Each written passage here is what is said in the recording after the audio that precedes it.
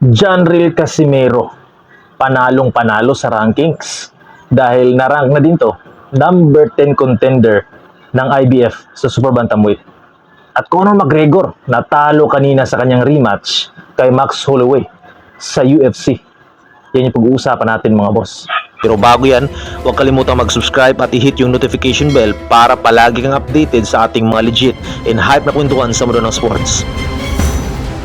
So panalong-panalo na nga po si Janril Casimero sa rankings kung saan nga po ito ay number 10 contender na nga po ng IBF sa Super Bantamweight. So mamimili lang itong si Casimero kung ano bang mas maganda ditong choice, 'di ba?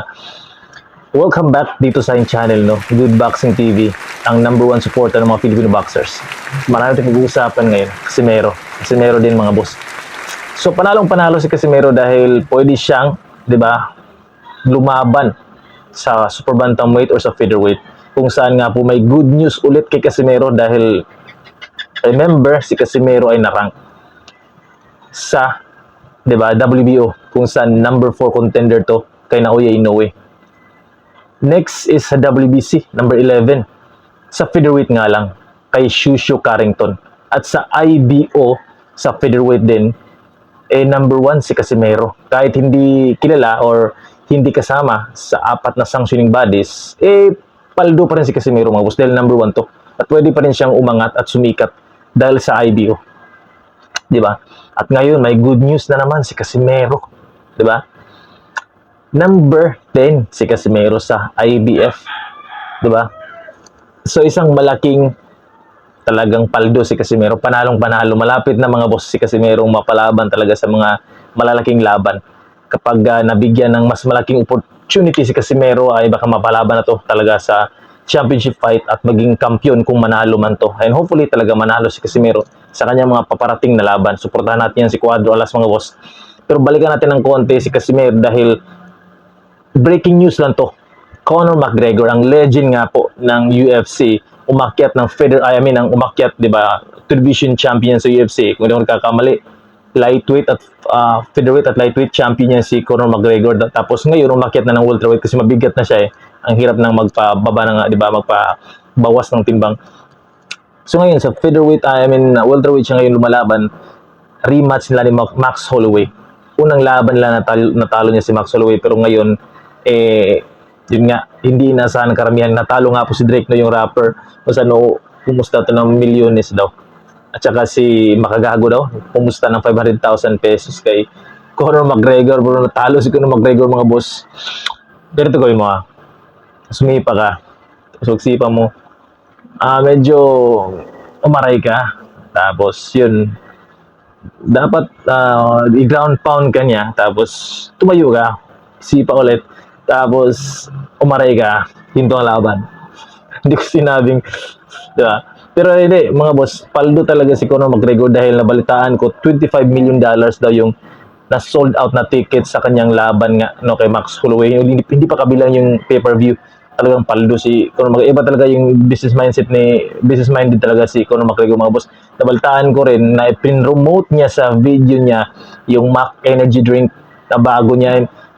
Kung natatandaan nyo, si McGregor yung dating founder or CEO ba yun? O siya yung may hawak ng negosyong Proper Number 12 Irish Whiskey kung saan bininta niya ito. Kumita ng bilyones si Conor McGregor at ngayon nagtayo na naman siya bagong negosyong energy drink, the Mac Energy Drink, kung saan pinromote niya sa press conference. And sa pagkakaalam ko, my own personal opinion, siguro bumalik siya para i-promote yung laban. Yung negosyo niyang Mac Energy Drink. Comment down below kung same ba din pananaw. Talo si Conor McGregor, number 1 lang. Hindi na ako maghihirap dito, i-promote ko na lang. Wala akong sinabi, Basta natalo, bawal din magpatalo. Natalo lang talaga si Conor McGregor mga boss. Di ba, pag jump front kick niya, natapilok daw, tapos sumakit yung paa. Ginanown pa nga ni Max Holloway, tumayo ulit, sumipa ulit, masakit yung paa, down pan ulit. Tumayo, medyo hindi na kayang sumuntok, tapos tinigil ng referee. Round number 1, TKO itong si Conor McGregor ni Max Holloway sa kanilang rematch. So inaasahan ni Max Holloway na magkakaroon ng trilogy. Maglalaban sila ulit ni Conor McGregor. I don't know kung manonood pa ba yung iba. Pero paldo talaga silang dalawa mo. Paldo si Conor McGregor, paldo din si si Max Holloway. So ganun yung nangyari sa laban mga boss. Kung napanood nyo, hindi pa, i-search nyo sa YouTube. Conor McGregor versus Max Holloway laban, full fight or highlights kanina sa UFC. And ito pa mga boss, 'di ba? Nabalitaan ko rin na si Bruce Carrington na WBC featherweight champion ay gustong makalaban nga po, no. 'Di ba? Nag-call out kay Naoya Monster Inoue. Gusto niya daw pumunta ng Japan kung talagang gustong labanan ni Naoya Inoue siya na featherweight champion, 'di ba, ng WBC.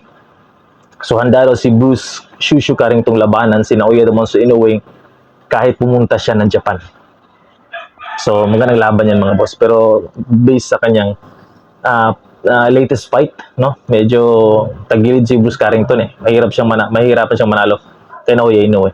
At yun nga, kahit si Jesse Bang Rodriguez medyo tagilid pa rin dahil sa bantamweight siya ngayon lumalaban, balak niya umakyat, pero sa bantamweight nahirapan din si Jesse Bang Rodriguez. Pero tingnan natin mga boss, no. Tingnan natin. So I think yun lang mga boss. Casimero, salute. Malapit na sa championship fight no si Casimero, ang talagang hopefully manalo na siya, maging champion na, 'di ba? Next fight niya tuloy-tuloy, tapos maging champion ulit talaga si Casimero, maging 4 division world champion kasi si Casimero is former 3 division world champion. So magandang balita, nakarang na rin siya ngayon sa IBF number 10 contender sa super bantamweight kay Naoya Inoue, at baka next sa WBA na lang yung kulang eh sa super bantamweight marang si Casimero. At nga pala sa WBC din yung WBC din pala, kasi sa nakarang si Casimero sa WBC pero sa featherweight yun, 'di ba? So pero maganda yung mga nangyayari kasi sa IBO din number 1 si Casimero sa kanilang rankings. Yun lang mga boss. Para laging update sa ating mga legit and having ones from boxing, huwag kalimutan subscribe. Salute, peace out.